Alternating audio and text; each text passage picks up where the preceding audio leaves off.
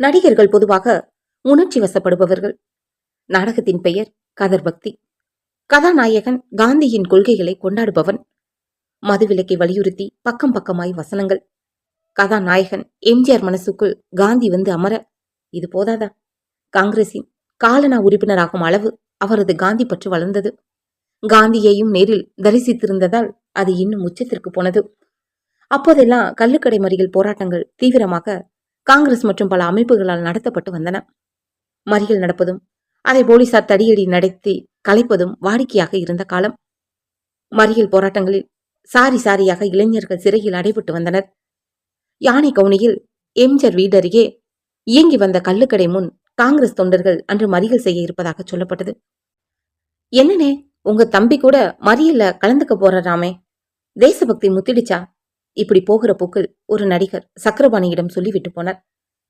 எம்ஜிஆர் ஆவது போராட்டத்தில் கலந்து கொள்ளாதாவது என மனதிற்குள் சிரித்துக் கொண்டு வேறு வேலையில் ஈடுபட்டார் சக்கரபாணி.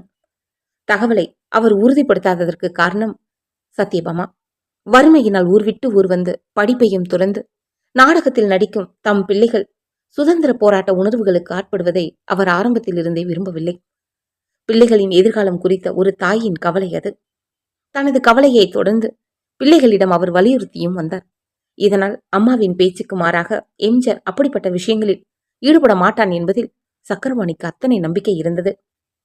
நாடக கொட்டகைக்கு கிளம்பி வந்தவர் ஒத்திகையில் மூழ்கினார். ஆனால் கொஞ்ச நேரத்தில் மனதில் ஏதோ நெருடியது. வீட்டிலிருந்து தனக்கு முன்பு கிளம்பிய தம்பி எங்கே? மனது தேட துவங்கியது. கொட்டகையில் விசாரித்ததில் எல்லோரிடமும் ஒரே பதில், எம்ஜிஆர் காலையில் இருந்தே அவனை பார்க்கவில்லையே. பகீர் என்றது சக்கரபாணிக்கு. நமக்கு வந்த தகவல் உண்மைதானா? பதறியபடி மறியல் நடந்த கள்ளுக்கடைக்கு விறுவிறு என்று சென்றார் சக்கரபாணி. சந்தேகம் உறுதியானது. மறியலில் ஈடுபட்ட போராட்டக்காரர்களை தடியடி நடத்தி போலீசார் ஜீப்பில் ஏற்றிக் கொண்டு இருந்தனர். அவர்களின் மத்தியில் குல்லா போடாத ஒரு இளைஞனும் வண்டியில் ஏற்றப்பட்டுக் கொண்டிருந்தான். அதுதான் எம்ஜிஆர். வண்டி புறப்பட்டது. அதை பின்தொடர முடியவில்லை.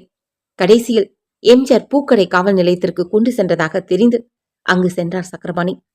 காவல் நிலையத்தில் சிரித்தபடி நின்றிருந்தார் எம்ஜிஆர். ஏண்டா, உனக்கு வேலை இல்ல? அம்மா சொன்னதை பற்றி கொஞ்சமும் கேட்கலையா? சரி வா, வெயில் அடிக்கிறேன் என கடுங்கோபத்துடன் அவரை திட்டினார் சக்கரபாணி. தேவையில்லையா? அவ்வளவு பெரிய தலைவர்களாலேயே இன்னும் சுதந்திரம் வாங்க முடியல.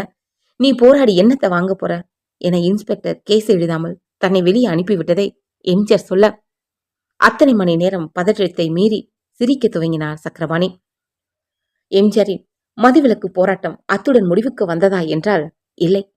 மதுவிலக்குக்காக தெருவில் இறங்கி ஒரு பக்கம் எம்ஜிஆர் குடிபிடித்துக் கொண்டிருக்க, அவருக்கு அதிர்ச்சி தரும் சம்பவம் ஒன்று அவரது வீட்டிலேயே பல மாதங்களுக்கு பின் நடந்தது. அப்போது சக்கரபாணிக்கு திருமணமாகி விட்டு இருந்தது. ஒரு நாள் செலவிற்கு பணம் இல்லாமல் வீட்டில் துளாவிக் கொண்டிருந்தார் எம்ஜிஆர். வழக்கம் போல அம்மாவின் பீரோவிலும் தேடிய போது துணி அடுக்கி வைக்கப்பட்ட அடுக்கில் துணிகளுக்கு மத்தியில் ஏதோ ஒன்று அவர் கைக்கு தட்டுப்பட்டது. வழக்கத்துக்கு மாறான பொருளாக தென்படவே ஆவலுடன் அதை உள்ளே இருந்து எடுத்த எம்ஜிஆர் அதிர்ச்சியின் விளிம்புக்கே சென்று விட்டார். அது பாதி குடிக்கப்பட்டு மீதம் இருந்த ஒரு மதுபாட்டில். மதுவிலக்கை வலியுறுத்தி நாடகங்களும் தெருவில் இறங்கி போராட்டங்களும் நடத்தி வர சொந்த வீட்டிலேயே மதுபாட்டில் இருந்தது கோபத்தை உண்டு பண்ணியது எம்ஜிஆருக்கு. மூக்கை பரபரவென தேய்த்து விட்டு கொண்டு வீட்டின் நடுகாலுக்கு வந்தார் எம்ஜிஆர். அங்கே தாயும் அன்னியாரும் பிறந்த குழந்தையான மணியை குஞ்சு கொண்டிருந்தனர். யார் இங்க மது குடிச்சது? உச்சஸ்தானியில் கத்தினார் எம்ஜிஆர். ஒருவரிடம் பதில் இல்லை. என்னடா இது இப்படி அசிங்கமா சத்தம் போடுற? அக்கம் பக்கத்தினர் கேட்டா என்ன நினைப்பாங்க? போய் வேலையை பாரு. சத்யபாமாவின் பேச்சு இன்னும் கொதிப்பை ஏற்படுத்த, ஓஹோ, குடிக்கிறது தப்பில்ல, அது மத்தவங்களுக்கு தெரியறது தான் உங்களுக்கு பிரச்சனையா? பதிலுக்கு எகிரினார் எம்ஜிஆர். இது உன் அண்ணன் வாடகை தர்ற வீடு. உனக்கு பெரியவனே சும்மா கிடக்கான், நீ என்னமோ எகிரியே. இஷ்டம் இருந்தா இரு, இல்லைன்னா வெளியே போ. சத்யபாமா மகனுக்கு சளைக்காமல் குரலை உயர்த்தி பேசினார். தாயின் பேச்சில் கொதிப்படைந்த எம்ஜிஆர் கையில் இருந்த பாட்டிலை தரையில் ஓங்கி அடித்துவிட்டு சட்டையை மாற்றிக்கொண்டு ஒரு முடிவோடு விறுவிறுவென தெருவில் இறங்கி நடக்க ஆரம்பித்தார். அவரது கால்கள் கடற்கரையை நோக்கி நடந்தன.